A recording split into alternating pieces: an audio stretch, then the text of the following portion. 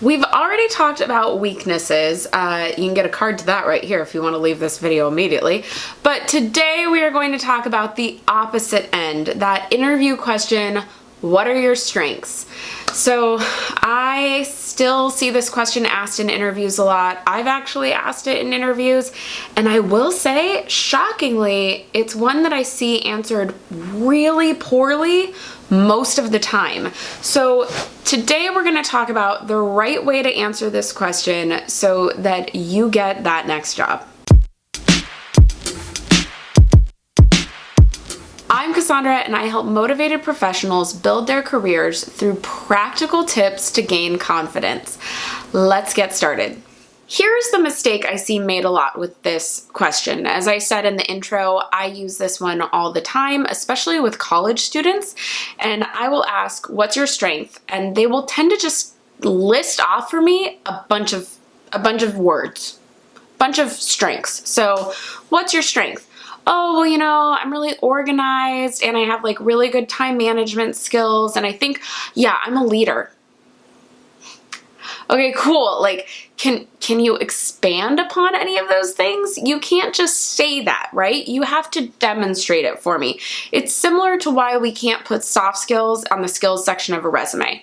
If you said, what's your strength? And I just said, oh, I'm hilarious. You'd be like, you can't just say you're hilarious. Like, you gotta tell jokes and stuff so I can decide you're hilarious.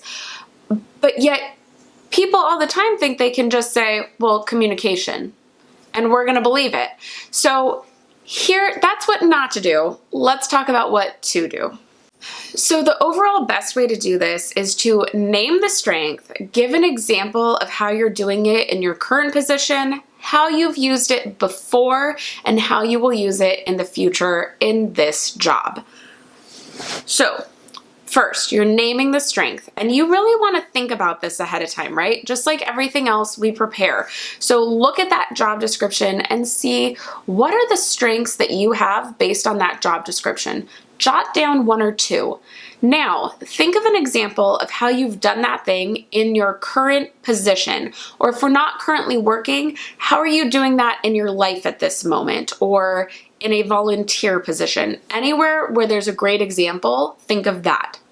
Then, try and think of another place you use that. Maybe you used it in a different way. So let's go with communication. Let's say in your current role, you have to do a lot of presentations. So you're gonna talk about your communication skills and how you use that in giving information to large groups. But before this, I worked in a job where I worked one-on-one with people. And so I really worked on my interpersonal communication skills there. So you're gonna give how you're currently using it, and then how you used it in the past. Even if it's the same way, talk about how you used it before just to strengthen the strength.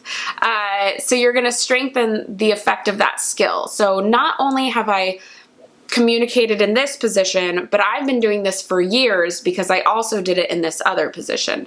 And then the clincher, you're going to say how you will use it in this new position. So currently, I use my strength this way. Before that, I was in this other position where I used it in this other way. And the beauty of it is I see it really working for this position in this way. Okay? Because you're looking at that job description, you can see the types of things you need to be doing. And so you can talk about it one more time and say, this is how I would do it here. Y'all, if you do this, this is an awesome interview answer. Now, if you want to do it fast and you think there's two things you can highlight, you can do two, but please no more than two strengths. And I will say, if they say, what is your greatest strength? One, we give one, and we give really strong examples for that one. So make sure you're listening to their question. Think through how you want to answer it, and answer accordingly. Don't give three if they ask for one, but give one or two, depending on how they ask, with really strong examples of a currently, before, and future. Okay, so that is it for this video. Now, if you're still like, oh, I need to work on that weaknesses one, you can find that video right here. And if you just want the top 5 most commonly asked questions and how to answer them, you can find that video right here. And if you want more help, I have a full interview prep checklist down in the description box below. So go check that out. Subscribe if you haven't already. Hit the notification bell so you know when new videos come out, and I will see you in the next one. Bye.